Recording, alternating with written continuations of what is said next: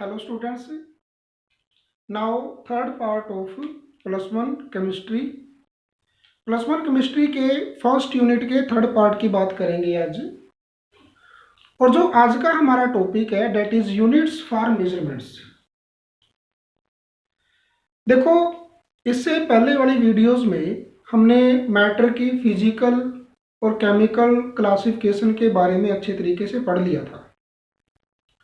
It means किसी matter को अगर हमें आइडेंटिफाई करना है तो फिजिकल करैक्टरिस्टिक और केमिकल करैक्टरिस्टिक हमारी हेल्प करते हैं।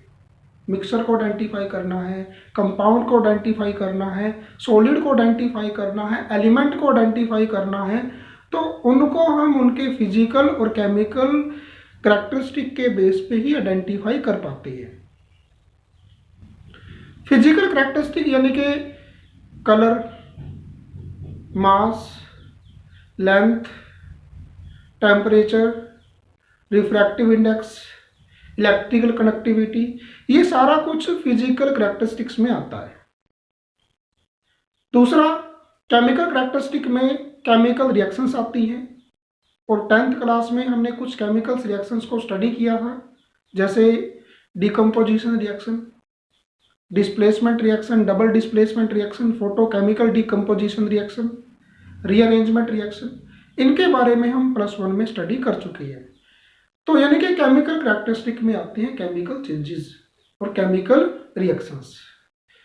दोबारा बता रहा हूं, यानी कि कोई भी मैटर है हमारे पास, उस मैटर को देखो, जैसे मैं एग्जांपल देता हूं आपको कि एक मैटर है जिसकी एक डेफिनेट शेप है, डेफिनेट वॉल्यूम है, कंप्रेसिबल नहीं है, वो कंप्रेस नहीं हो सकता। तो इन करैक्टरिस्टिक के बेस पे आइडेंटिफाई करो कि वो मैटर कैसा होगा। तो डेट इज सॉलिड। सॉलिड होगा वो, क्योंकि सॉलिड के पास ही डेफिनेट शेप होती है, डेफिनेट वॉल्यूम होता है, कंप्रेसिबल नहीं होता वो। तो इट मीन्स किसी भी मैटर को अगर आइडेंटिफाई करना है तो उसको उस मैटर की फिजिकल और केमिकल करैक्टरिस्टिक के बेस पे ही हम आइडेंटिफाई कर पाते हैं। फिजिकल करैक्टरिस्टिक में कलर आता है, ऑर्डर यानी कि स्मेल आती है, temperature, refractive index, size, temperature, length, ये सब कुछ फिजिकल करैक्टरिस्टिक में आता है।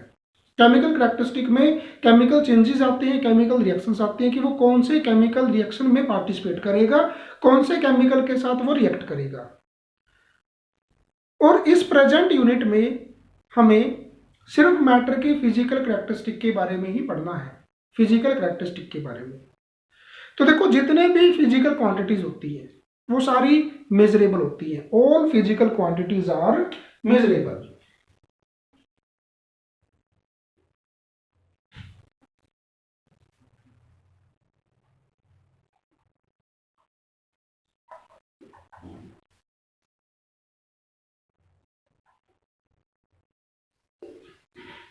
जैसे मेरे हाथ में कितने मार्कर है, that is physical quantity, measurable है, 3 है। किसी बॉडी का कितना टेम्परेचर है वो मेजरेबल है। हमारे पास जो सब्सटेंस है उसका मास कितना है, डेट इज मेजरेबल। तो जितनी भी फिजिकल क्वांटिटीज होती हैं वो सारी की सारी मेजरेबल होती हैं।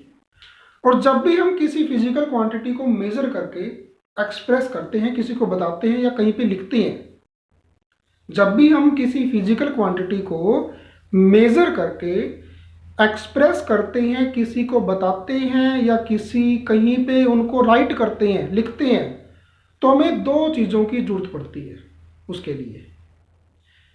यानी कि जैसे length of a wire is 2 metre. तो वायर की लेंथ को एक्सप्रेस करने के लिए हमें 2 चीज़ों की जरूरत पड़ी, एक 2 और एक मीटर। 2 न्यूमेरिकल वैल्यू हुई और मीटर यूनिट हुई, वो यूनिट जिसमें उस फिजिकल क्वांटिटी को मेजर किया गया है। तो यानी कि all physical quantities are measurable when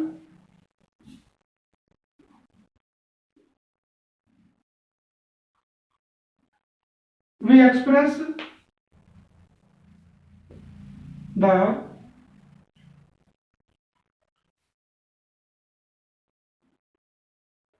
result of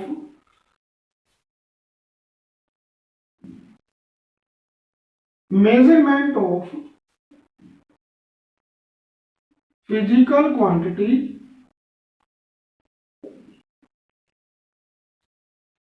we need two things, हमें दो चीजों की जरूरत पड़ती है। दैट इज, दो चीजें कौन कौन सी है वो, एक तो है न्यूमेरिकल वैल्यू और दूसरी है यूनिट ऑफ मेजरमेंट,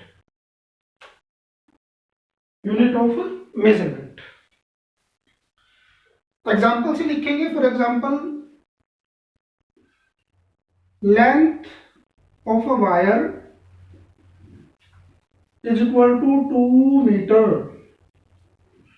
तो हेयर 2 क्या है, न्यूमेरिकल वैल्यू है, और मीटर क्या है, यूनिट है of length, unit of length, length की यूनिट है मीटर। तो हमें इन दो चीजों की जरूरत पड़ती है। तो अभी हम डिस्कस करेंगे कि ये यूनिट्स क्या होती हैं और कितनी तरह की होती है। स्क्रीनशॉट ले लो, इसको कॉपी में राइट करो।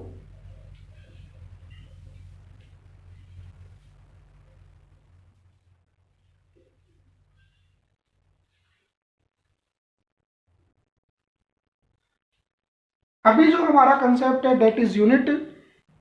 यूनिट होती है दो तरह की। There are two types of unit. There are to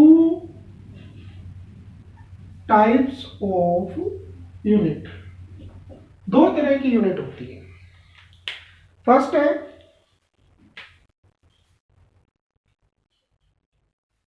fundamental unit,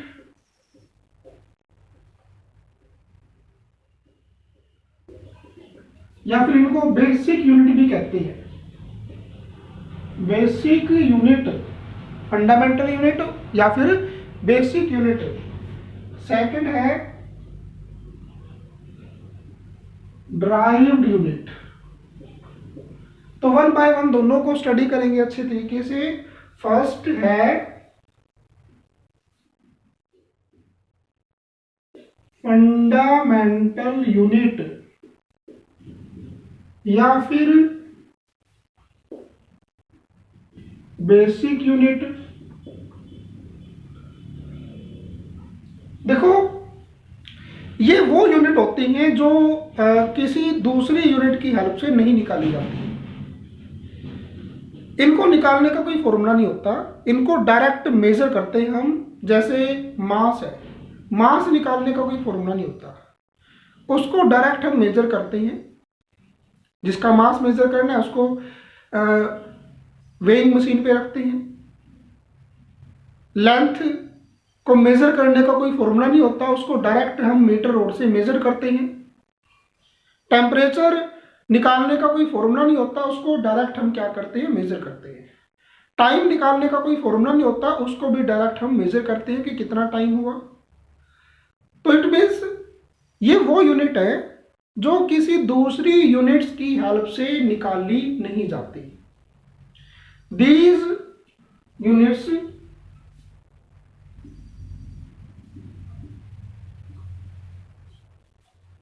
can not derived with the help of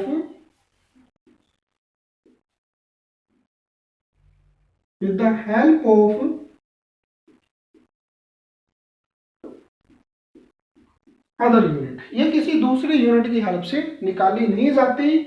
for example, length, mass, time. Starting में ये 3 फंडामेंटल यूनिट थी, लेकिन बाद में पता चला कि इन 3 के अलावा 4 और फंडामेंटल यूनिट है जिनको निकालने का कोई फॉर्मूला नहीं होता, डायरेक्ट मेजर करते हैं। कौन कौन सी है वो? एक है टेम्परेचर,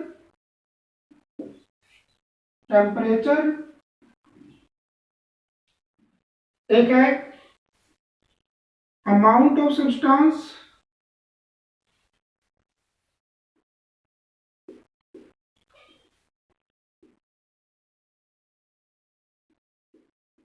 एक है करंट, एक है लुमिनस इंटेंसिटी। ल्यूमिनस इंटेंसिटी का मतलब है कि लाइट हमारी कितनी तेज है। जैसे